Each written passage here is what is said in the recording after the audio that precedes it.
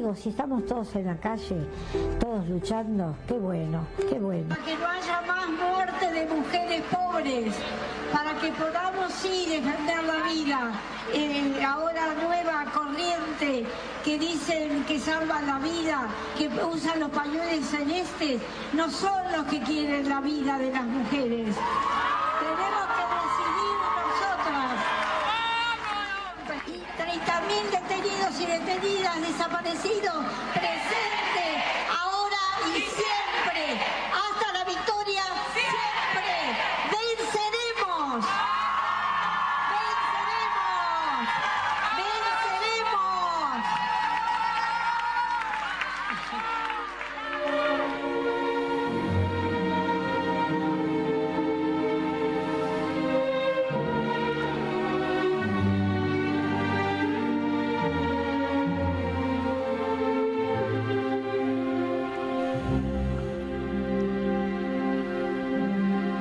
Y de Norita Cortiñas a otra gran mujer. Esto que estamos escuchando pertenece a un músico checo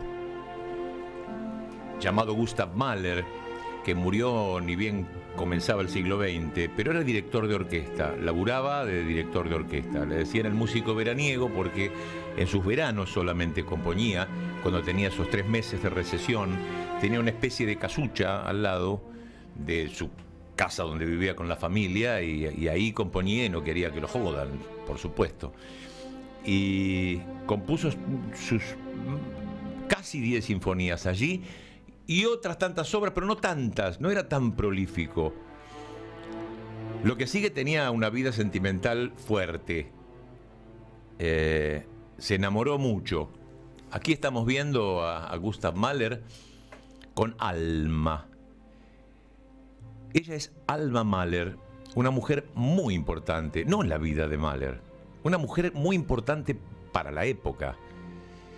Y él le dedicó este adagietto, este segundo movimiento de la Quinta Sinfonía, entre otras páginas, por su enorme amor. Compartieron hijos y perdieron hijos juntos. Y después se separaron. Pocas cosas más se saben, pero ahora, gracias al autor Víctor Hugo Morales, tenemos una obra en Buenos Aires que nos acerca a este personaje tan importante, no en la vida solamente de un gran músico, es un personaje muy importante como mujer, Alma Mahler. Víctor Hugo, bienvenido. Muchas gracias, qué linda presentación, qué buen trabajo de producción, qué detalle tan amistoso y además radial. Ah, bueno, somos bichos de eso, nos conocemos. Sí, pero se puede presentar de tantas maneras esta delicadeza, este conocimiento, este gusto por el personaje. Abre el juego de otra manera. Bueno, entonces hablemos de Alma. Veníamos de Norita, una gran mujer, y Alma, luchadoras, como mujeres, por el género y por la vida. Sí, yo tengo una especial dedicación a admirar la vida de ciertas mujeres. De todas las mujeres que hicieron historia en tiempos en que era muy difícil. Alma Mahler es una de ellas, Clara Wieck, Mary Wollstonecraft, Olympia de Gouges, Madame Curie, Claro. Rosa Luxemburgo. Uf. Y Alma Mahler es un personaje increíble que se adelantó a la época, que enfrentó ese decadente pero muy conservador imperio austrohúngaro, y que lo hizo amando como quiso amar, viviendo las circunstancias que le tocaron, reprochando lo que le correspondía como mujer, que en tanto mujer era desamparada de los beneficios de un mundo patriarcal en el que no pudo estudiar como los demás, etcétera, y en el que tuvo que terminar su carrera porque Mahler se lo impuso, le dijo: no hay lugar para 2 compositores acá, claro. Así que te vas a tener que abstener. Imagínate lo que sería que un día se te esté ocurriendo una canción y al mismo tiempo haya que cambiarle los pañales a la nena. No, casi al el nene. mismo destino de Clara Sí. Wieck. Así que transcurre la obra por sus amores, por una época que a mí me cautiva mucho. Yo soy siglo XIX y la parte final y el comienzo del siglo XX me apasionan. Y en ese tramo es que se produce fundamentalmente la vida muy creativa, por otra parte, de Alma Mahler. Así que ahí tenés el imperio, en la proximidad de la Primera Guerra Mundial, cómo se iba desmembrando ese imperio decadente, pero que de todas maneras mantenía sus ínfulas en los grandes palacios, donde la clase dominante se gozaba de la vida mientras estaban pasando cosas que determinaban. Bueno, lo que pasó en Serbia fue simplemente una de las tantas consecuencias del desmembramiento del imperio. Y en medio de todo eso, esta mujer cautivante, luchadora, peleadora, enamorada, sensual, que vivió su sensualidad desde jovencísima, con Klimt, además, sí, con Gustav Klimt, un pintor gran de la inclinación a los genios, Klimt, Kokoschka, Mahler, Gropius, que es el fundador de la Bauhaus, el mundo de la arquitectura que cambió radicalmente la historia de cómo venía esa arte, que para mí lo es sin dudas la arquitectura. Y finalmente Franz Werfel. De los conocidos hay pianistas, hay gente siempre genial. Sí. Quizás los genios se sentían con derechos a tener el premio de acercarse a una mujer tan potente en todo sentido como era Alma Mahler. ¿Cuán potente sería, quiero decir, cuán potente sería realmente que para interesar a tanta gente, para que estén todos locos por ella? Ella trabajaba de mujer que quería crecer. Sí. Ella era lectora de Nietzsche, era lectora de Freud, que vivía a pocas cuadras de su casa. Dios mío. Sí, estaba muy vinculada a la lectura de las cosas francesas, como ocurría en toda la Europa central de aquella época. Es decir, tenía un gran deseo de ser distinta a las mujeres, no se conformaba con el destino de señora de hogar, que va a cocinar y va a cuidar a los niños y va a estar elegante para que su marido la luzca en esos grandes salones de Viena. Ella despotricaba contra esto y siempre se arrepintió muchísimo de haber aceptado las condiciones que Mahler le impuso con respecto a que no podía haber dos compositores en la casa, y terminó su carrera. Se podía esperar mucho de ella, porque las canciones que cuando yo empecé a conocer a Alma Mahler hace como 20 y pico de años, pasando sus canciones que descubrí de casualidad, yo no sabía que ella era compositora, pude ver que eran canciones sencillamente deliciosas y poemas, los propios y aquellos a los que recurría, como el poeta Rucker, etcétera. Y con todo eso conformó un intelecto muy por encima del promedio de las mujeres de su tiempo. Y este promedio a los hombres los seducía de una manera muy especial. Claro. ¿Y qué formato tiene? Ella conoce a Mahler y le dice a Mahler, le objeta la música que Mahler hacía. Ella iba a la ópera 2 o 3 veces por semana, se anima a eso en el momento en que toma contacto con él. O sea, pero ¿por qué lo hacía? Porque estaba preparada, porque no decía disparate. Totalmente, y porque lo ve como hombre, lo ve como un ser humano normal que vive con ellas y le conoce también sus defectos, no solamente sus virtudes, y puede tener la confianza de hablarlo. Pero antes hasta existía esa cuestión de respeto, no meterse en esos temas que son sagrados, esos temas masculinos de lo que hace, del trabajo.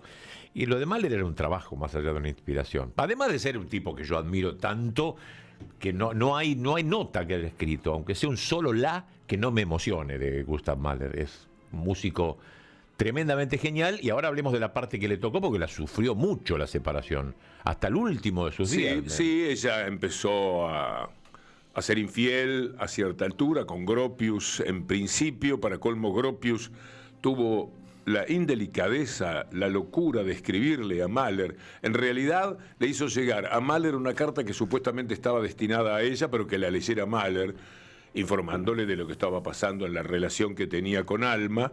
Para Mahler esto fue demoledor, terminó en las manos de Freud. Fíjate entre qué personas ocurrían estas cosas. Se fue a Holanda a verlo a Freud, para ver qué podía hacer Freud por él. Y Freud le dijo, usted fue muy desgraciado con su mamá, le dijo a Mahler. Y su mamá fue muy como castigada por la vida, como muy sometida, como que la vida le había retaseado formas de dignidad. y que Mahler, buscaba una mujer como su madre. Esta es la explicación de Freud. Psicológica Sí. de Freud. Pero estaba ya muy mal Mahler, porque después empezó a desconfiar de lo que valía la pena desconfiar, que ella tenía amoríos. Se los permitía. Pero particularmente con Gropius, que era un genio y que ella también admiró muchísimo. Cada hombre con el que estuvo sinceramente enamorada. Mahler, en el balance que hace de la vida, quizás Mahler sea el que menos, porque no fue tan un impacto. Mahler era el Mahler que a las 6 semanas le ofrece casamiento, era un personaje dominante de Viena. Por lo tanto, ella se casa con un genio y con un hombre atractivo socialmente, en la forma de diferenciarse. En cambio, Gropius le rompe la cabeza, Kokoschka también, y Werfel también, que son los hombres fundamentales. Así que ahí transcurrió una vida para mí asombrosa. Yo admiré siempre su coraje para vivirlo así, y de alguna manera estaba muy habitado por esa mujer. Debe haber sido lindo cruzarse con ella. Sí, claro. Con una alma Mahler. Pero las cosas que te puede contar, además lo interesante de su vida, admirable. ¿Y cómo se ve esto en teatro? ¿Qué formato tiene? ¿Quiénes están en escena? ¿Quién está en escena? Bueno, ¿cómo se presenta? He tenido el beneficio de encontrar una actriz absolutamente increíble, que ojalá veas pronto, que a lo mejor has visto en 200 millones o en Rota, por obras que ganó el premio ACE. Se llama Raquel Ameri. Sí, claro. Ciertamente es una genia. Te puedo decir que es muy bueno haber sido el autor de algo que ella hace para entender todavía mejor la genialidad de esa mujer. Pablo Gorlero se luce con una dirección también muy cautivante, dándole mucha movilidad, y hay un músico, pianista, compositor, Juan Ignacio López, Sí. que es, de verdad, era el pianista de Timpan Alley, otra obra de Pablo Gorlero, que está muy prolífico y merecidamente, porque está haciendo muchas cosas. Anoche fui al estreno de una obra de él, Gayola en París, que me encantó, y hace una gran tarea. Entre él, la actriz que es deslumbrante, de un talento totalmente inusual, y el músico muy inspirado, muchacho joven, de mucho talento, más el personaje. El texto está bien, yo creo haber encuadrado lo que podía decirse dentro de 1 hora y 5 minutos que dura una obra de teatro, porque podrías hacer una serie. 6 horas, sí, claro. Con cada aspecto de la vida de ella. ¿Te fijaste en sus cartas, en testimonios, o es una libre? Leí bastante de ella, sí. En otros momentos, no ahora cuando iba a hacer... entonces me di cuenta que estaba muy bien... un conocedor estaba hecho de ella, con los fragmentos de vida que tenía. Así que tomé un libro donde había más cuestiones referidas a ella y a su vida, pero hay cosas que me las sé de memoria de ella hace mucho tiempo, desde que me entusiasmó que fuera una gran compositora que no había podido desarrollar su arte porque el marido en los tiempos esos le había dicho, mirá, no hay lugar para dos. Así Claro. que olvidate, sería ridículo que ambos fuéramos compositores. Vos en lo tuyo, ama de casa, copista de mis obras, pero acá el talentoso, el genio, el dios. Claro, y lo mismo le pasó a Clara Wieck, la mujer de Schumann, que era una excelente pianista, ya de jovencita, daba conciertos y qué sé yo, y se enamoró de la nena, se la llevó a la casa, le hizo tener 10 hijos, cosa que me parece lícito, válido, sí, no pero está más mal, o menos no es hizo Clara Wieck. Pero casi después de él. Después, una vez que murió, estuvo 50 años, hasta los 90 y pico, tocando las obras de él. Una obra que dirigió Betty Gambartes acá, Sí. dedicada a Clara Wieck, una genialidad. A esa no la vi. Hace menos de un año, una verdadera maravilla, porque el personaje lo es, tuvo que luchar con su padre que no quería saber nada, Claro. con Schumann, Que era un porque señor Schumann grande, era mayor, sí, un sí, señor claro. grande, y así, pero quizás eran los más atractivos. Pero se dedicó con pasión, eso sí, si lo sufrió no se supo. Y una vez que murió Robert, que murió joven, a los 50 años, Ella lo sobrevivió como 40 y tocando las obras de Schumann, no tocaba otra cosa, pero sí compuso trío, concierto para piano y quizás orquesta. enamorada de Brahms, no se sabe. Sí, eso quedó. No de... sé si me lo regaló Hollywood esto, con una película de los años 50, pero Brahms, que estuvo conviviendo con ellos, sí, medio que a lo mejor la fue miraba con cariño, pero... A lo mejor fue una entrañable amistad y una profunda admiración, o a lo mejor fue una historia de amor. Brahms era bastante más joven que ella. Claro. Bueno, Brahms se vuelve a acercar como diciendo, bueno, ahora ya murió el maestro, ¿podría...? No, le cortó el rostro. No, yo homenajeo al maestro y acá se cerró mi vida. Y se quedó, hay fotos de ella. Una mujer excepcional, pero también Schumann, un tipo excepcional. Bueno. Un loco. Bueno, loco maravilloso. Loco como piropo y loco como diagnóstico. Así terminó.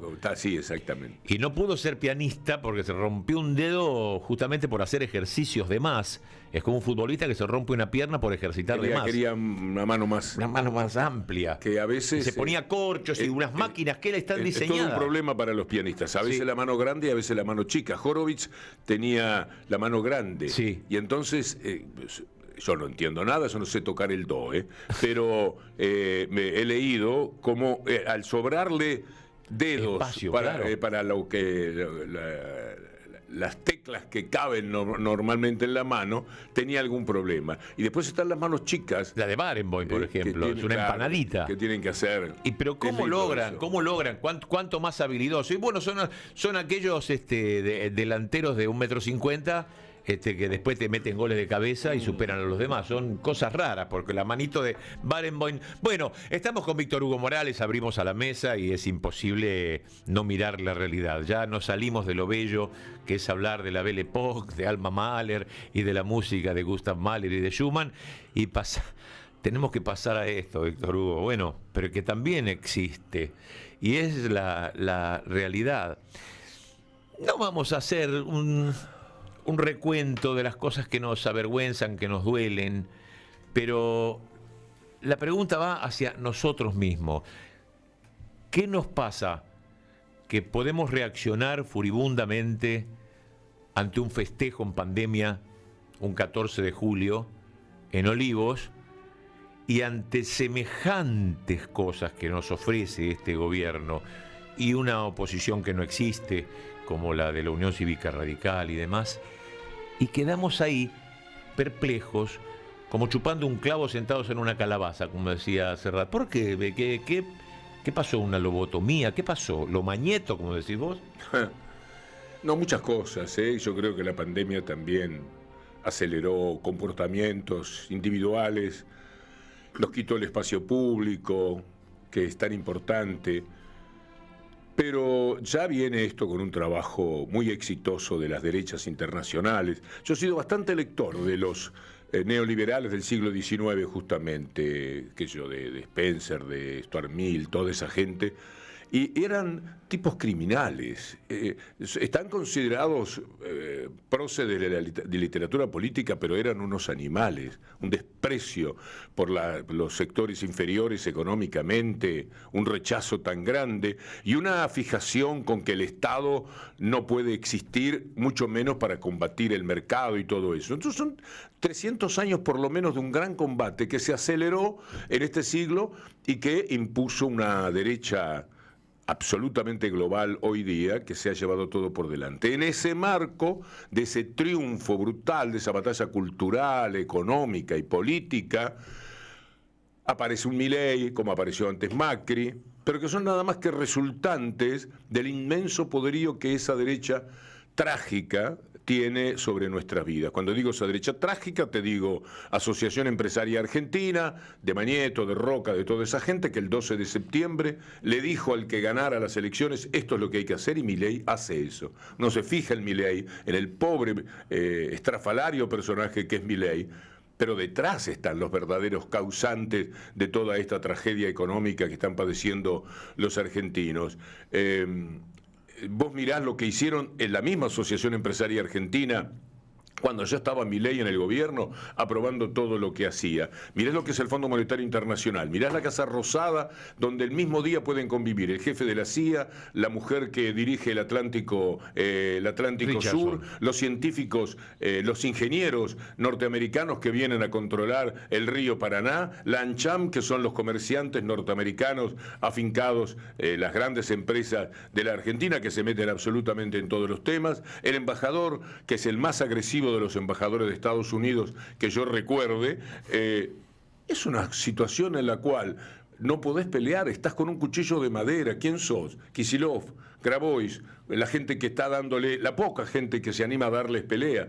Es muy difícil que puedas conseguir establecer vos las reglas de juego. Siempre jugamos con las reglas de juego de ellos. Pero sin personaje. Yo preguntaba, el pueblo que antes se quejaba por una pintada en la pared y ahora está comiendo excremento y no salta. Esto es lo que no entiendo. ¿Por qué esta pasividad? Pero seguimos en lo mismo. Vos fíjate, el titular del Diablo de la calle Tacuarí de ayer, Clarín, la polémica de los alimentos. Entonces vos le das esto a la gente y la gente compra que hay una polémica. ¿Qué polémica puede haber sobre los alimentos? No hay polémica, pero ellos te lo venden de esa manera para proteger. El gobierno, preocupado por la inflación, no toca las tarifas de luz y de gas. ¿Cómo preocupado por la inflación? Primero, desdiciéndose de todo lo que sostienen, porque ya no se puede más. Y segundo, como que es un gesto noble del gobierno. ¿Por qué no lo tuvieron al principio, claro, cuando envilecieron a límites insoportables la vida de toda la Argentina? Entonces, para mí todo pasa por los medios de comunicación y por el poder concentrado. Poder concentrado que es además internacional. Cualquier cosa que vos hagas contra el poder local, inmediatamente van a saltar la CIP, la Embajada de Estados Unidos, la Unión Europea, que también es derecha pura. Van a saltar todos estos tipos que avergüenzan al mundo. Lo que pasa con la guerra, lo que pasa con la situación de Israel y Palestina, lo que está prohibido hablar, lo que no se puede mencionar. Europa es un escándalo, no puede hablar de la guerra de Ucrania y Rusia.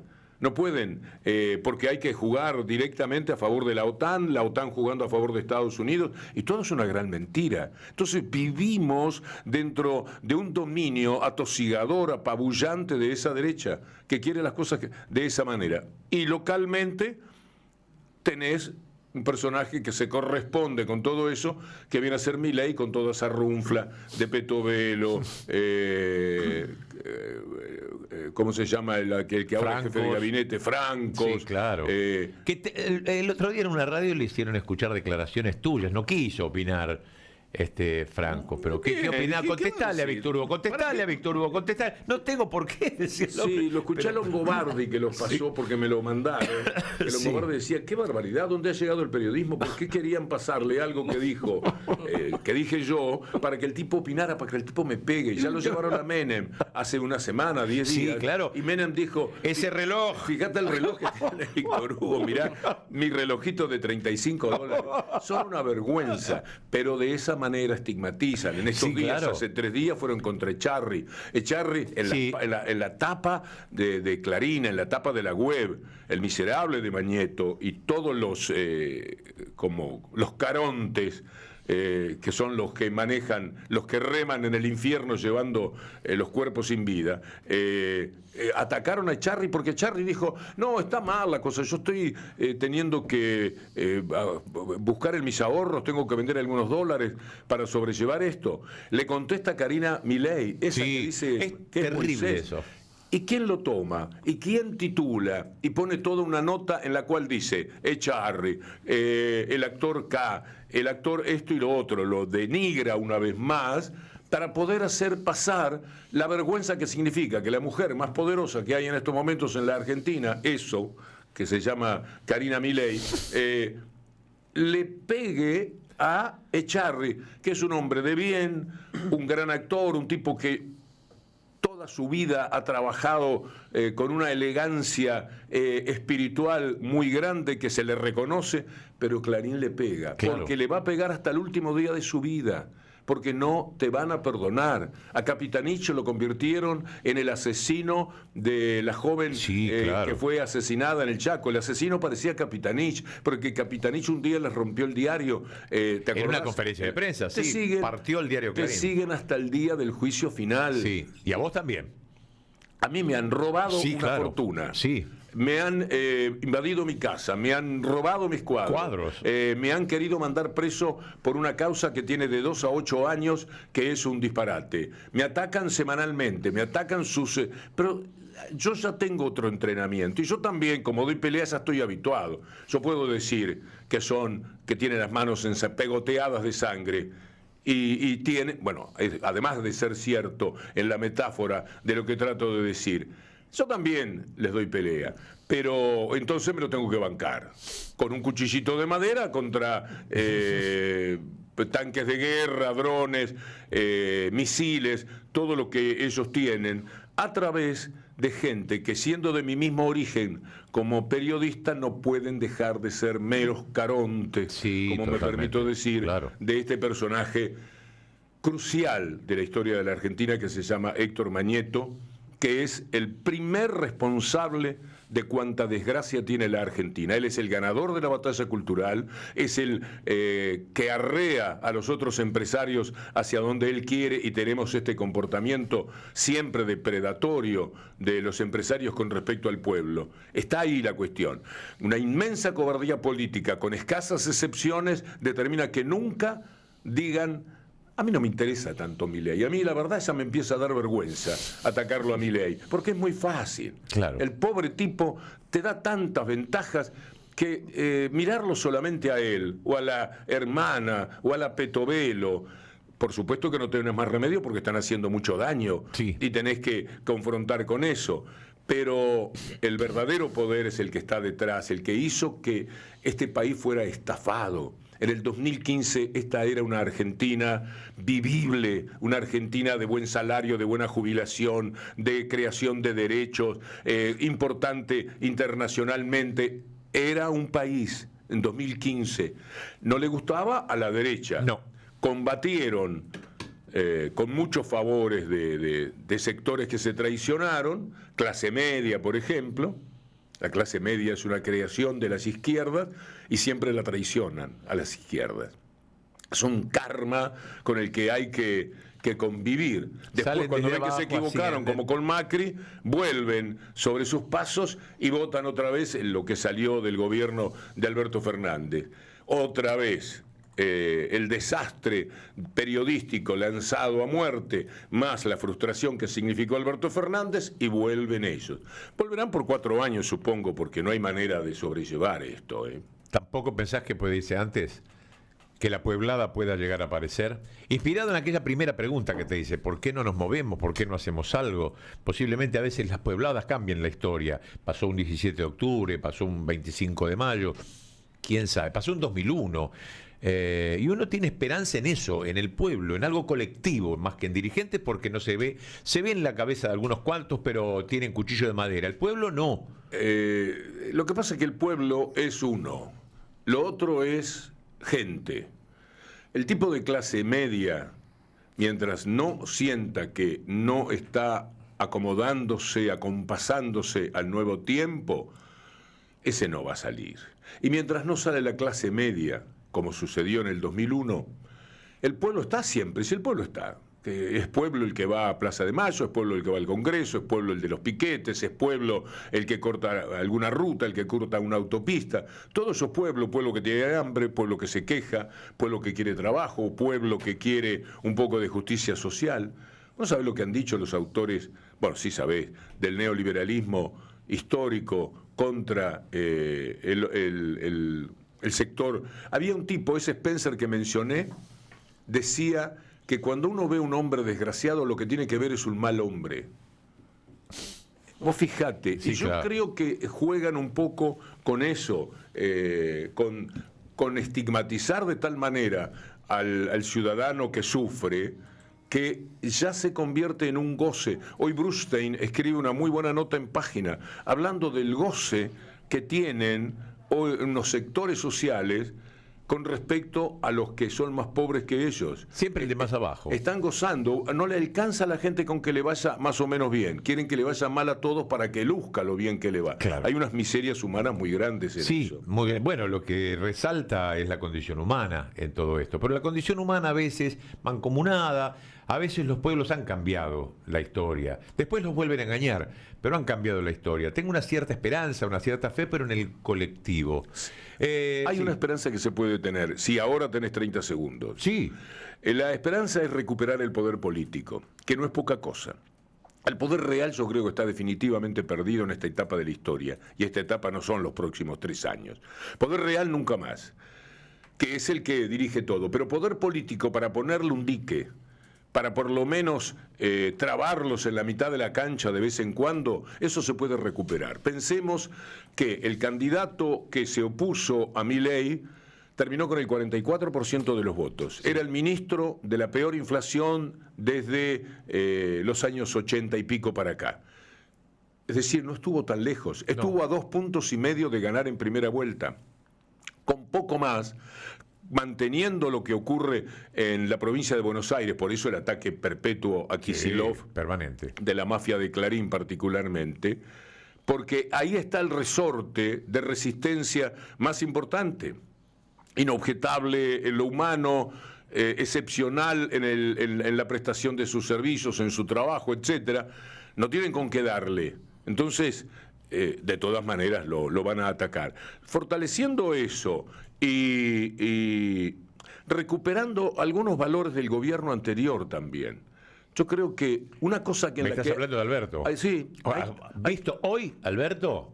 Pero es Mahatma Gandhi. ¿Te das cuenta? Sí, claro. ¿Te das cuenta? Sí, se que, extraña. Es decir, la comparación que yo me permití hacer en una nota o en un comentario que hice por radio era que el gobierno anterior, con todos sus defectos, había dejado comida para varios meses Sí. para la gente. Se había preocupado de eso. Y estos... Y casas a medio construir, Sí. caminos a medio hacer. El gasoducto, Claro. que fue una tarea excepcional. Mira, una de las cosas que se pueden hacer es reivindicar también un poco lo reivindicable. No puedo reivindicar que Milagro siguió presa, Sí, claro. la fiesta de Olivos, la entrega a los medios de comunicación. Sí. Ahí está Héctor, que no me deja mentir. El Paraná. Todo eso tremendo. Lo del Paraná.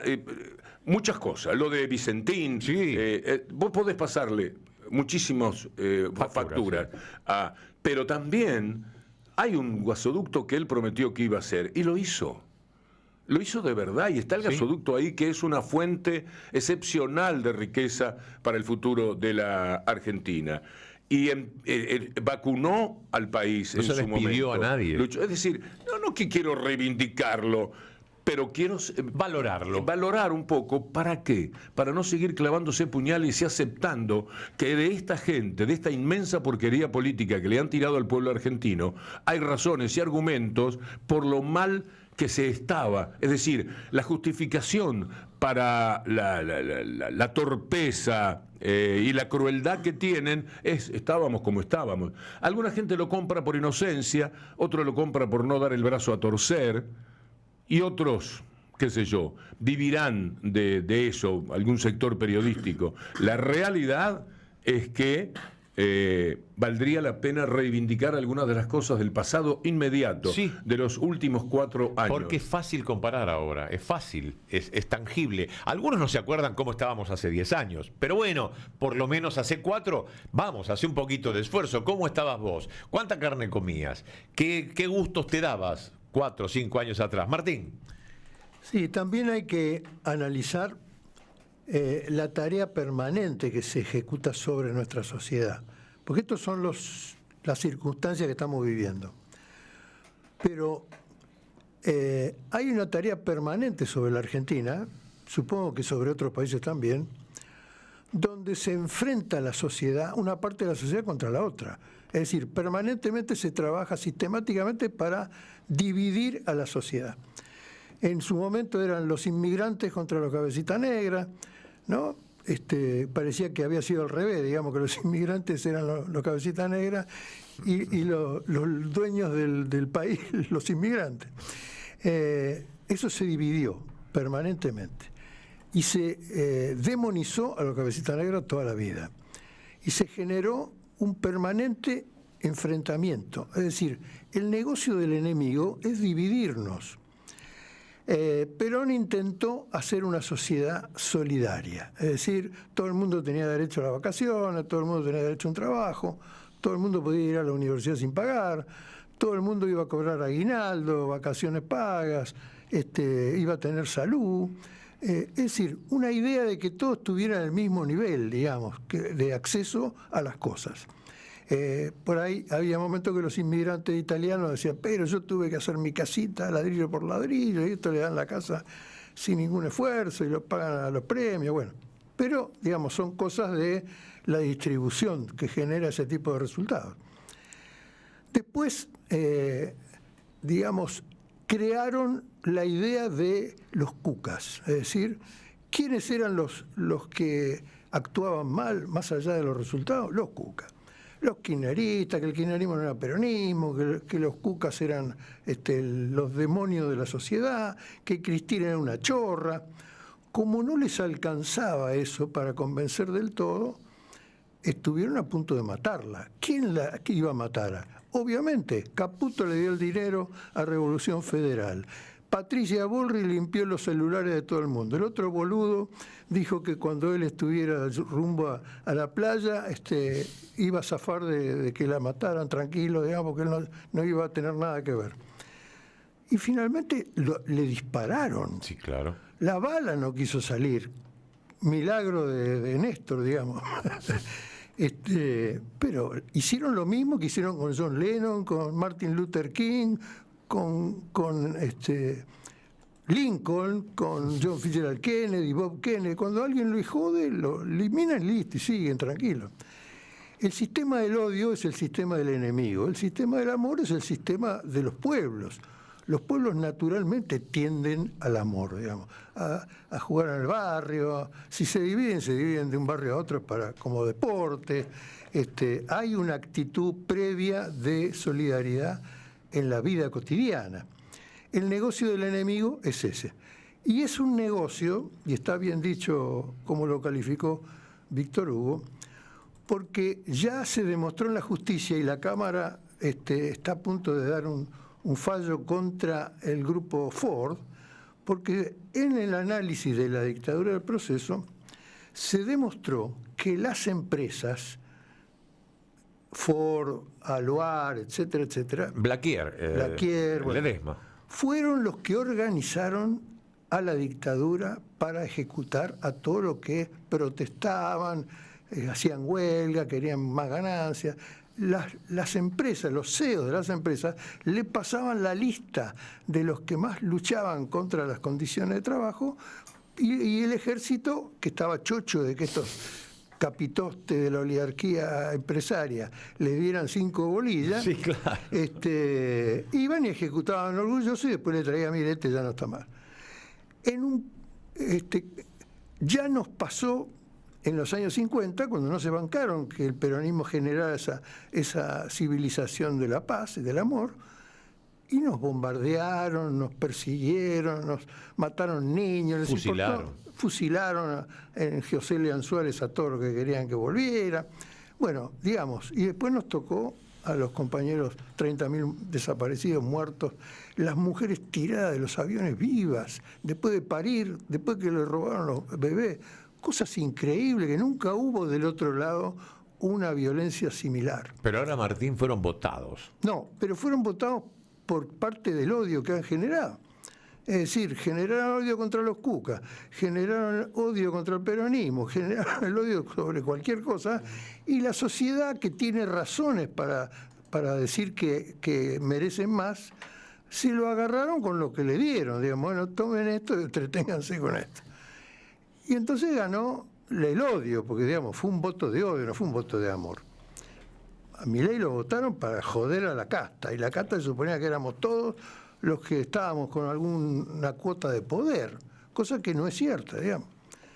Bueno, lindo análisis histórico que tiene que ver con esta cuestión de luchas, de raciocinio. También la palabra sentido común está manoseada, ¿no? Pero si vos analizás El sentido la historia, común ya es el que ellos crean. Claro. Ya no es el sentido común que parecía que contribuíamos todos los ciudadanos con ciertos puntos de vista y eso Armamos daba sentido, un claro. promedio de opiniones que llamábamos el sentido común. Ahora el sentido común es una creación de la derecha, Sí. de los filibusteros que responden a los dueños de los medios, de los empresarios que envilecieron la vida de los argentinos cobrando cualquier cosa por los alimentos el año pasado para que se generase la inflación, que era el elemento fundamental para ganar la elección. Así juega. ¿Vale? No, que también sucede que pareciera que la sociedad tuviese que sufrir para poder pasarla bien. Y eso también es parte del sentido común que quieren imponer. De que pasarla bien, no, estaba mal. De que cómo te vas a comprar esto, de que no. La sociedad argentina en su origen es sufrimiento, padecimiento y tristeza. Y después, bueno, capaz a tus 80 años te puedes jubilar y te irás a Mar del Plata un tiempito. Pero nada más. Y eso es algo que también se debe luchar. Y si uno lucha, te dicen vago. No, vos pues sos un vago porque vos lo que querés hacer es no laburar y disfrutar y vivir de vacaciones. Y entonces te corren por ahí. Y ahí también se fueron tomando el sentido común. Al punto donde hoy tenés gente que te ha con 4 trabajos, que no da más, que no tiene tiempo para dormir, que va enferma, los laburos, todo. Y aún así hay gente que cuando esa persona se cansa porque no llega más y se queja, viene otro arriba de una camioneta 4x4 y le dice, mira este vago, que no labura. Sí, agarra la pala, el famoso agarra la pala que salió. ¿Por qué La famosa frase de agarrar la pala. Bueno, pero eso viene Se también. lo dicen a la gente que está a las 5 de la mañana en el 132. Lo han hecho durante mucho tiempo. Sucede que a los tipos que escribían en 1800 los leían pocos, algunos. Entonces era toda una élite la que pensaba eso, pero el pueblo, mientras tanto, que iba creciendo en su importancia y en el valor que tenía su trabajo, no estaba posiblemente tan informado. Pero ahora los dispositivos de la tecnología le fueron dando la posibilidad de llegar con el mismo mensaje. El que es pobre es porque no hizo nada para no ser pobre. El que no trabaja es porque no quiere. El que gana pocos salarios porque no tiene méritos. Y así sucesivamente construyen ese sentido común de la responsabilidad que tenemos frente a la enorme derrota que provoca el capitalismo. El capitalismo hay que asumirlo, no hay más manera, otra manera de vivir. Pero al mismo tiempo hay que combatirlo siempre, porque combatiéndolo vos podés tener un gobierno como el que hubo hasta el 2015, en el cual se reduce la pobreza, se duplica y casi se triplica la clase media. Eso también era capitalismo. Sí, Seguía claro. habiendo la seguridad jurídica para las propiedades, nada, no pasó nada que fuera ni comunismo ni socialismo. Pasó creación de derechos dentro del mundo capitalista. Pero el capitalismo también puede ser esto bochornoso que intentó Macri y que ahora aceleró este personaje Milei.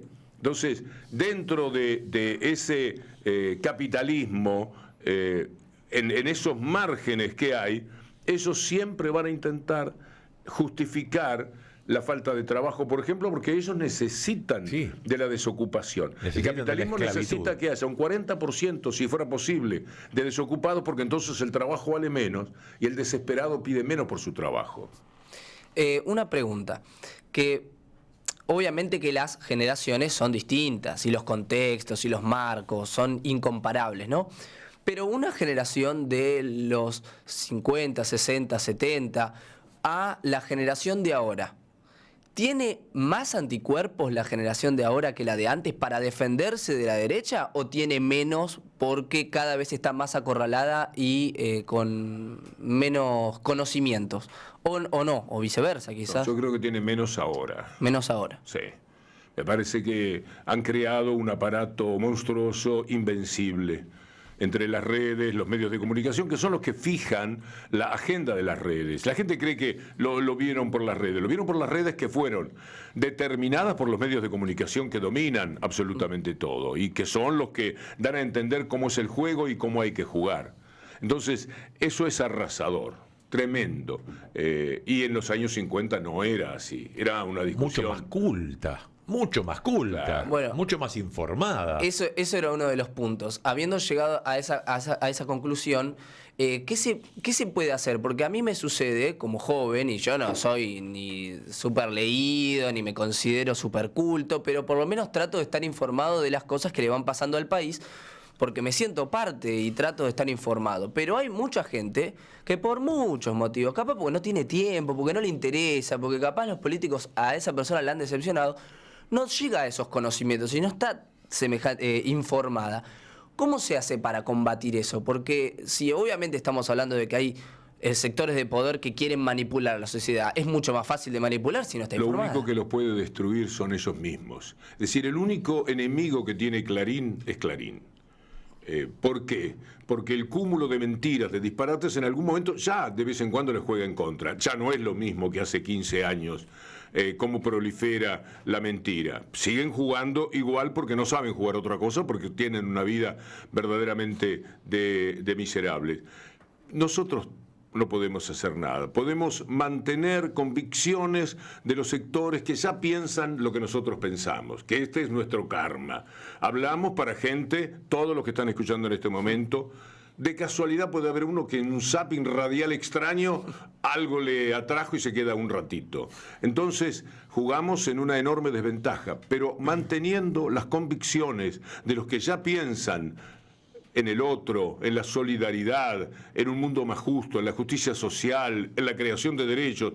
Mientras mantengamos que somos 10, bueno, mantengamos los 10, que no sean 9.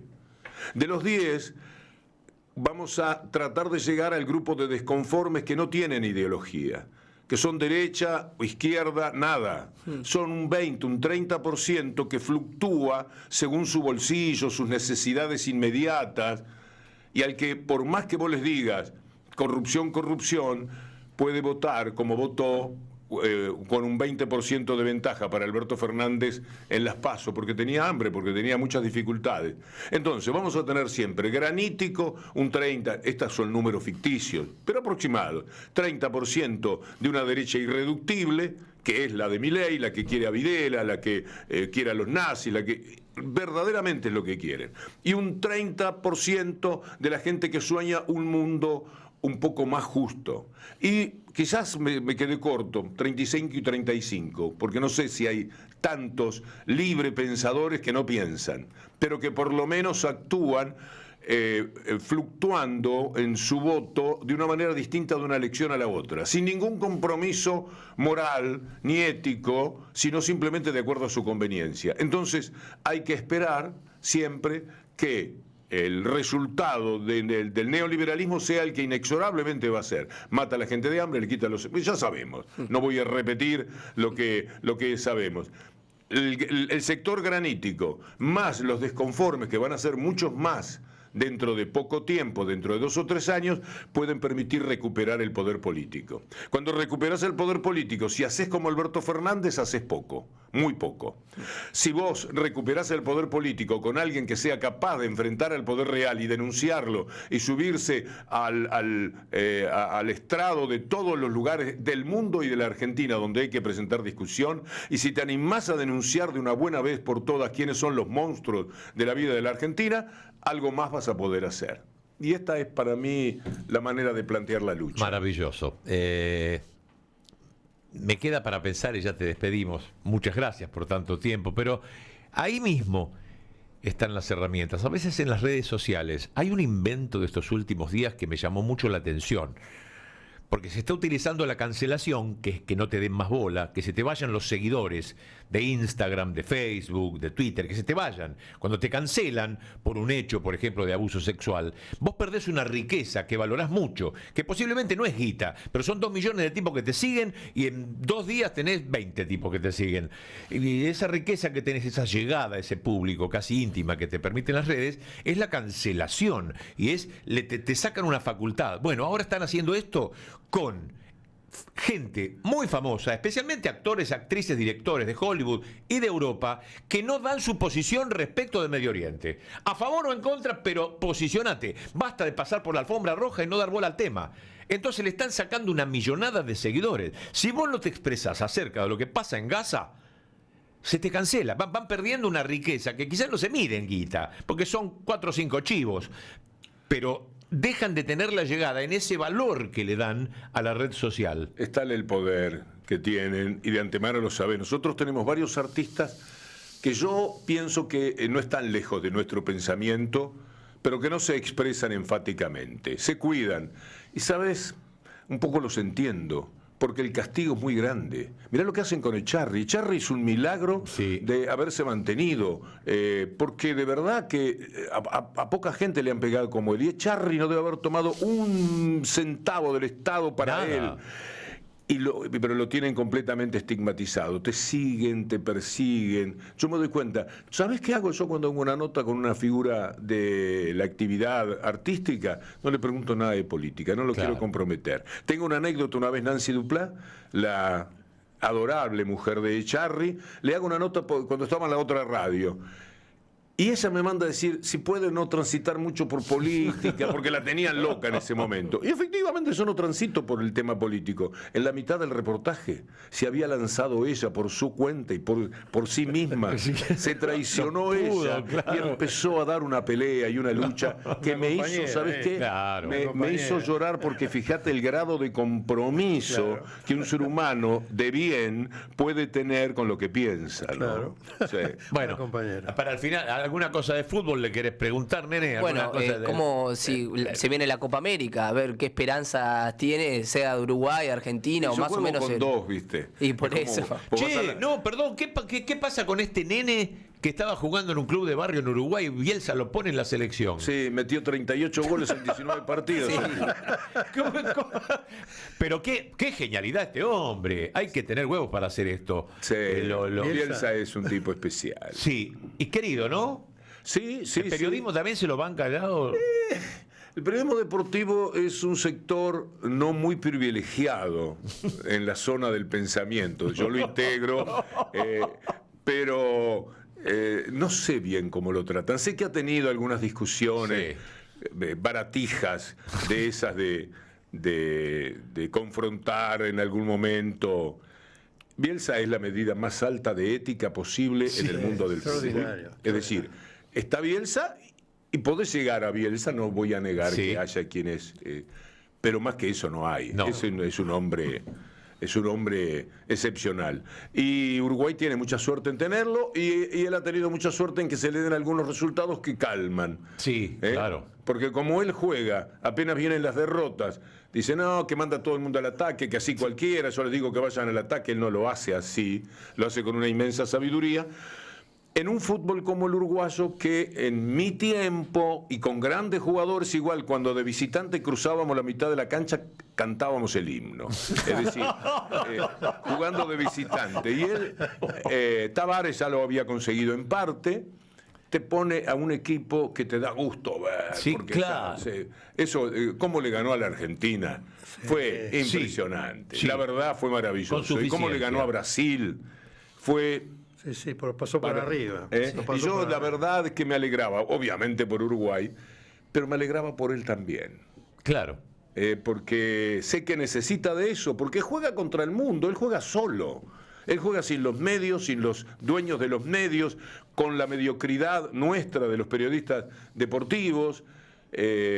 Juega contra factores que cuando te dan contra son además terribles, atroces.